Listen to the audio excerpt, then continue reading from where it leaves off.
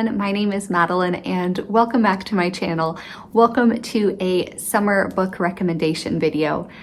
I have been having so much fun filming these seasonal book recommendation videos, and I've been meaning to do this summer one for a while now. I know we are like well into summer and many people are just, fully into the summer reading mood.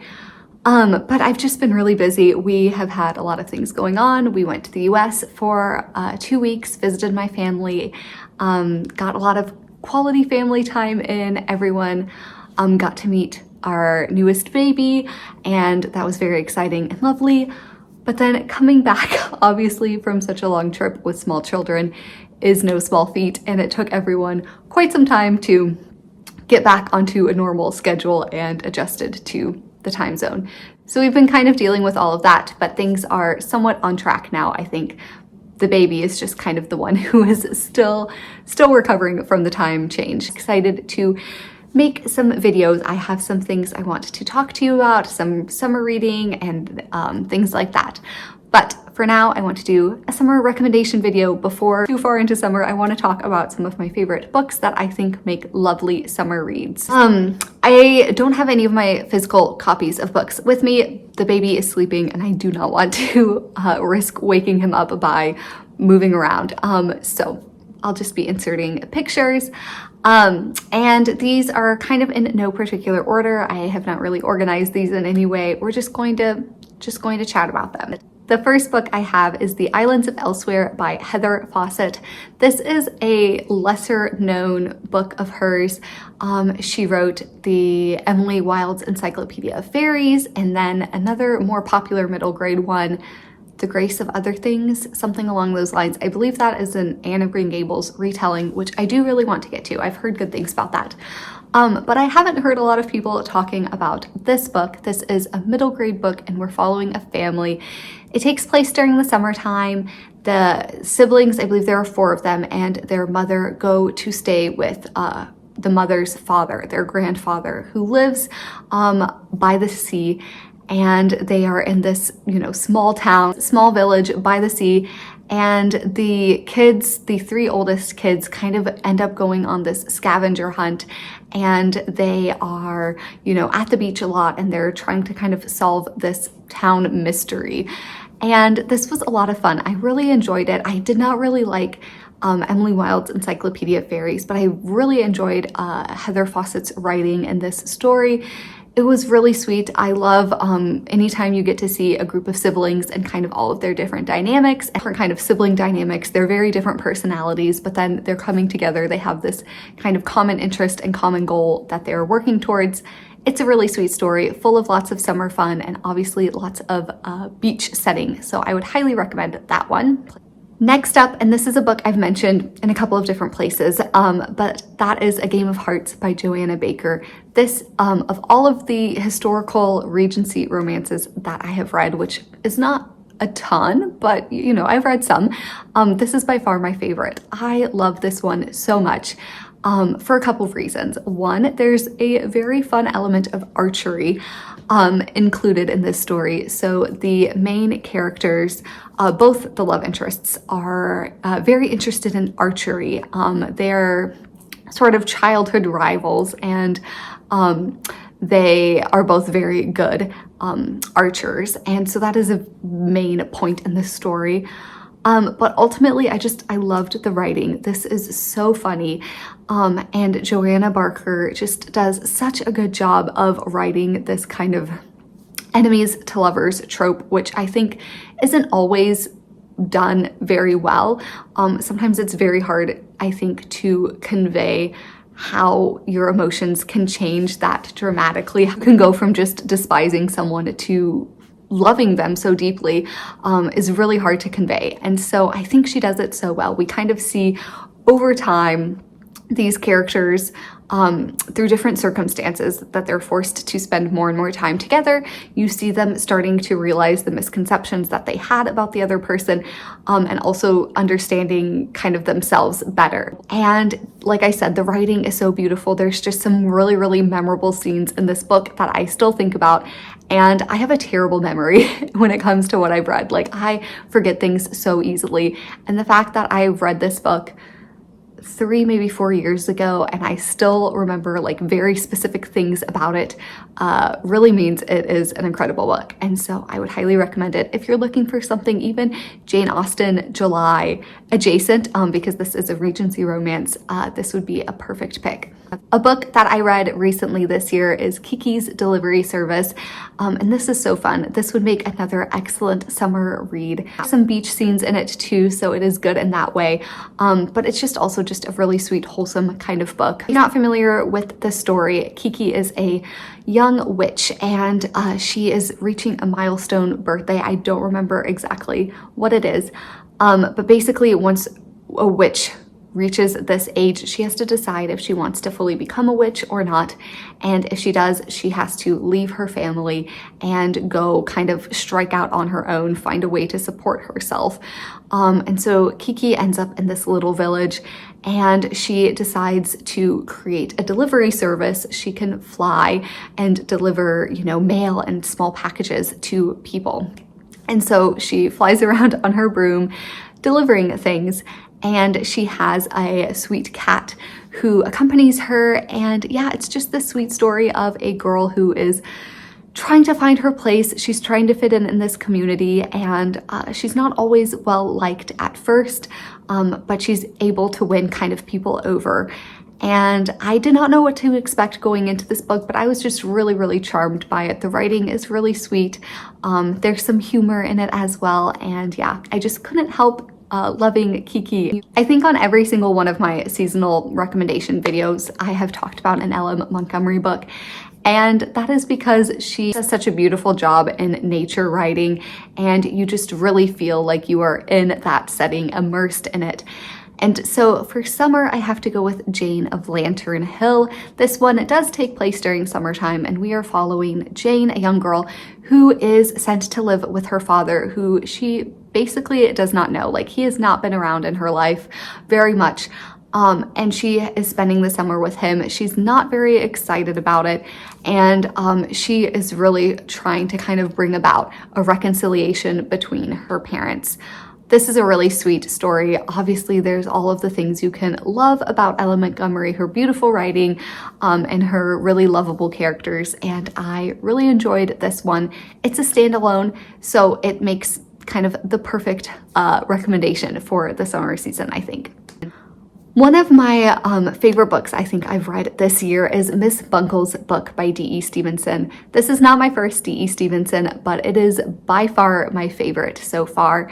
And this book is just so funny. It has all of that kind of quintessential English small village kind of charm. You have this wide cast of characters that are very quirky and all very kind of unique and strange. Following Miss Buncle, who at the beginning of the book has written a novel. She is having some money issues. She needs to make some money, and so she set about writing a novel. And they say, write what you know. Miss Buncle took that very literally. She wrote basically her life in the village. She included all of these different people who are real people in the village, and the things they do, the things they say, the like ridiculous things that happen in a normal small village. There are plenty of like funny stories and things that come about.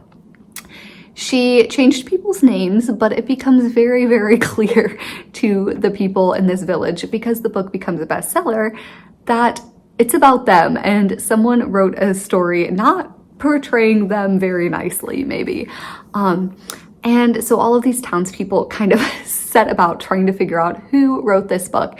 And it's just absolutely hilarious, like the way things unfold and the way these characters are portrayed. It's just each person feels so real and so unique, and they're not like copies of each other. Each character is their own person. And yeah, I just absolutely loved this book. I thought it was so funny. It is the first book in a series, and I would love to read the rest of the Miss Buncle books because yeah, it's absolutely hilarious. There's a little bit of a romance in it, which is true for D.E. Stevenson in general, and I enjoyed that as well. I like when a romance is not the primary point of the book. if that makes sense. Like, I like for there to be something else. And the fact that there was this whole story about her writing a book and trying to figure out who wrote this book and all of that kind of going on while there's also a little bit of a romance, that just works very, very well for me. A children's classic that I think is a wonderful summertime read is The Little White Horse by Elizabeth Goudge. Elizabeth Goudge is another author that I just love. She writes so beautifully. Again, nature writing, descriptions that are just so lush and so beautiful and make you want to slow down and reread what you just read, because the way she's able to form sentences and the way she plays with words is just so exceptional.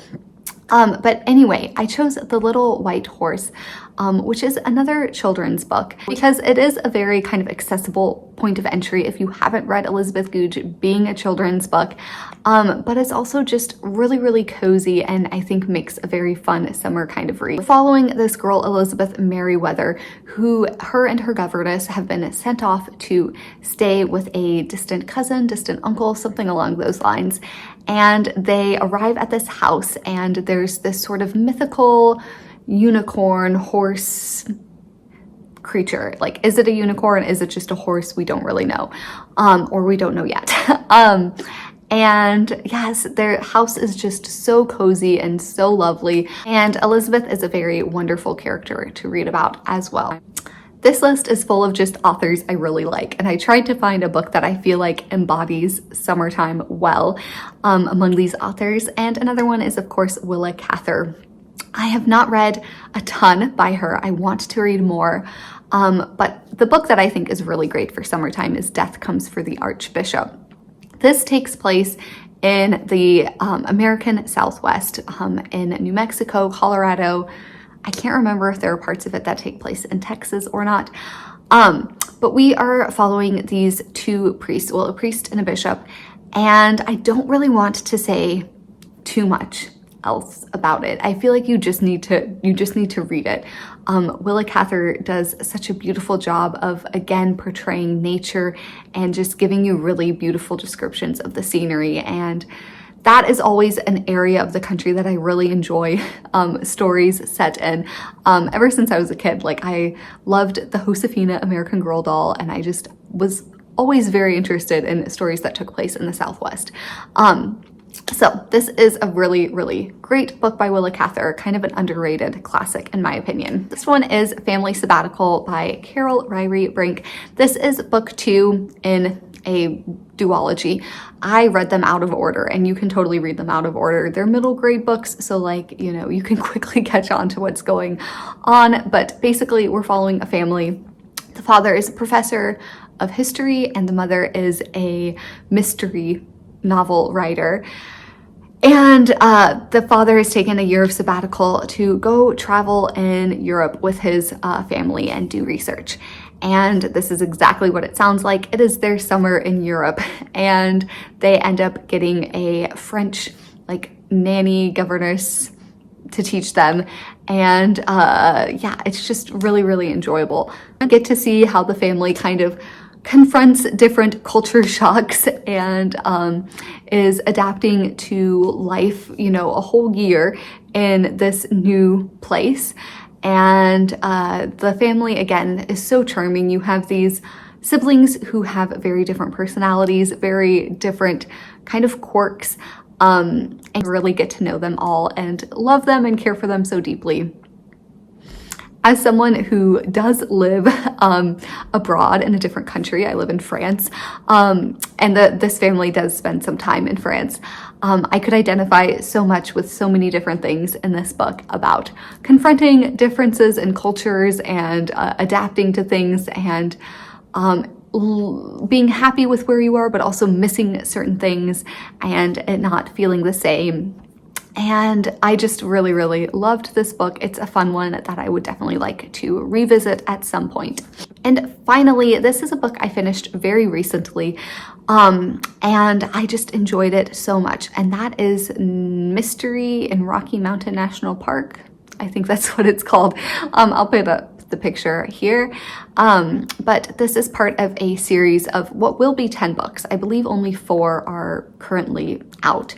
And we are following this young boy who goes with his family and a couple of other families on this 3-month massive road trip through the national parks. This trip was actually planned by the boy's grandfather, who passed away recently, and so he's dealing with some grief related to the loss of his grandfather and also kind of trying to discover these parks through his grandfather's point of view. Before they leave on their massive trip, he finds this scrapbook of his grandfather's that has some clues that are leading him on a scavenger hunt. And so it's very fun. You get this massive scavenger hunt through the national parks, and it definitely kind of reminds me of National Treasure in some ways, because you have this, massive kind of scavenger hunt going on. Yes, certain parts of this book maybe are a little far-fetched or, not realistic. But I think if you go into it just wanting to enjoy the story and have a fun adventure, I think you can really enjoy it. There's a lot of really beautiful descriptions of the national park. I felt like I was transported to Rocky Mountain National Park, which I've never been, but I feel like I have a really good mental image in my mind now of what it is like. And this book I think would be great for either kids who are looking for an adventurous kind of story that is not too dark and has really good morals still, like the children don't lie to their parents about what's going on. Like, their parents know that they're going on this scavenger hunt, and when things kind of turn up not the way they expected, they're very honest with their parents about it, and which I love all of that. And yeah, it's just a really kind of good story for kids or for adults if you're looking for something just fun and quick and easy to read that will kind of have those summer camping national parks kind of vibes to it. I would highly recommend that as well. All right, that is it for my list of summer book recommendations. If you have any books that you think are perfect for summertime, let me know, because I definitely will be in the mood for more of that in the coming weeks and months. I hope to be back fairly soon with what I've kind of been reading so far this summer and some of my summer reading plans and goals and things like that. And hopefully in general, I will be back to making videos a little bit more regularly.